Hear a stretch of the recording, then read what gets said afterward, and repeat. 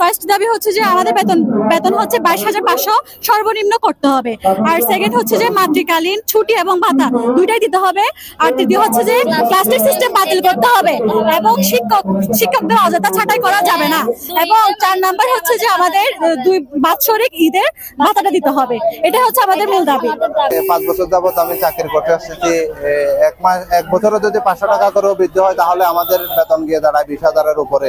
এখনো পর্যন্ত আমাদের সেই বেতন 15,500 টাকা, 500 টাকা বৃদ্ধি করে আমাদের 15,000 টাকা এখনো বেতন রয়েই গেছে।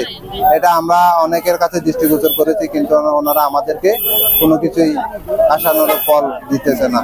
যতদিন মানবে না, আমরা ততদিন আমরা ক্যাম্পে ঢুকবো না।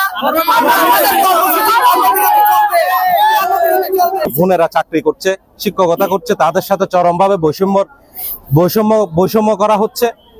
আপনারা জানেন গত মাসের 5 তারিখে আপনার আন্দোলনটা হয়েছে সবকিছু থেকে যাতে বৈষম্য দূর হয়, কিন্তু ক্যাম্পের এনজিও থেকে এখনো এনজিওর চাকরিজীবীদের মধ্যে এখনো বৈষম্যটা দূর হয়নি।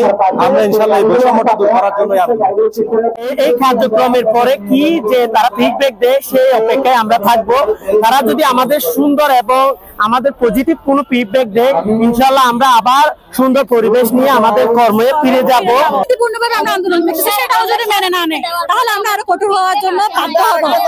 আগেও তাদের সাথে ছিলাম, এই 4 দফা দাবি আদায় না হওয়া পর্যন্ত আমি তাদের সাথে থাকবো এবং ভবিষ্যতে আমাদের হোস্ট কমিউনিটির যারা চাকরিজীবী সেখানে আছে তাদের সাথে কোনো অন্যায় হলে সেখানেও আমি থাকবো ইনশাল্লাহ।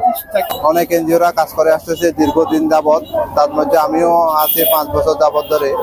হ্যাঁ, অতীত থেকে সেই একই বেতনে কাজ করে আসছি।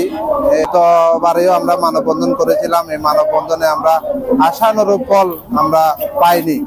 তাই আমরা আবারও একত্রিত হয়েছি, সকল ক্যাম্পের সকল টিচাররা আমাদের 4 দফা দাবি নিয়ে।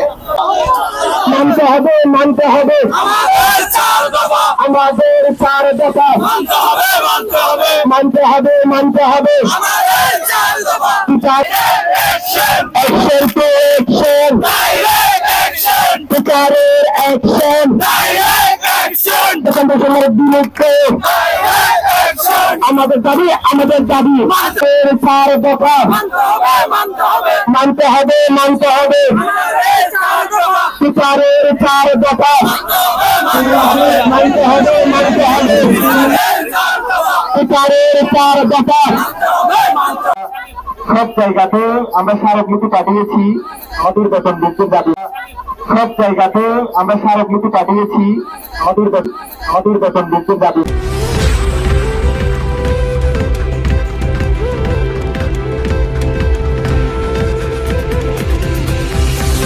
আজকের